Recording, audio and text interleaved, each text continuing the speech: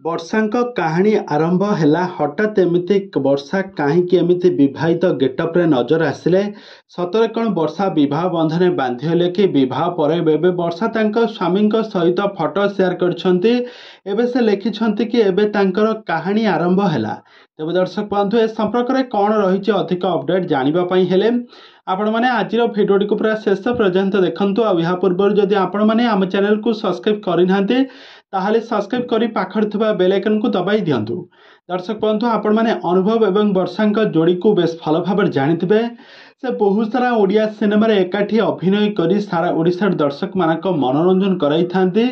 ସେ ତାଙ୍କୁ ସାରା ଓଡ଼ିଶାର ଦର୍ଶକମାନେ ବେଷ୍ଟ କପୁଲ ଭାବରେ ମଧ୍ୟ ବେଷ୍ଟ ଆୱାର୍ଡ଼ ମଧ୍ୟ ସେ କେତେଥର ପାଇସାରିଥିଲେ। ସେ ସୁଟିଂ ସେଟ୍ରୁ ଦୀର୍ଘ ଦିନ ଧରି ଭଲ ପାଇବା ପରେ ଶେଷରେ ସେ 2014 ମସିହାରେ ଦୁହେଁ ପରସ୍ପରଙ୍କୁ ଭଲ ପାଇ ଶେଷରେ ବିବାହ ବନ୍ଧନରେ ବାନ୍ଧି ହୋଇଥିଲେ।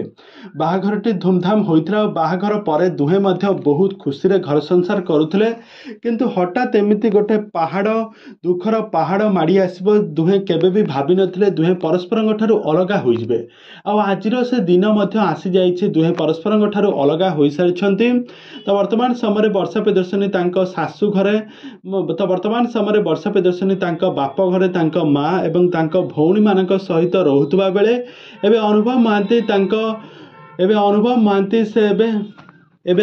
ମହାନ୍ତି ତାଙ୍କ ପରିବାର ଲୋକମାନଙ୍କ ସହିତ ବହୁତ ଖୁସିରେ ଅଛନ୍ତି।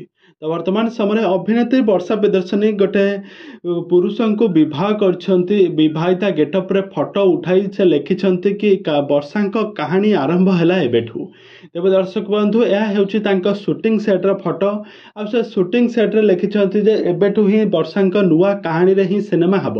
ତ ଏମିତି କିଛି ସୋସିଆଲ ମିଡ଼ିଆରେ ବର୍ଷାଙ୍କର ନାଁରେ ଏମିତି କିଛି ବହୁତ ସାରା ଚର୍ଚ୍ଚା ହେଉଛି। ତେବେ ଦର୍ଶକ ବନ୍ଧୁ, ଆପଣମାନଙ୍କୁ ବର୍ଷା ପ୍ରିୟଦର୍ଶିନୀ କେମିତି ଲାଗନ୍ତି ଆଉ ତାଙ୍କର ଆକ୍ଟିଂ ଆପଣମାନଙ୍କୁ କେମିତି ଲାଗେ ଆମକୁ ନିହାତି ଭାବେ କମେଣ୍ଟ ବକ୍ସରେ କମେଣ୍ଟ କରନ୍ତୁ।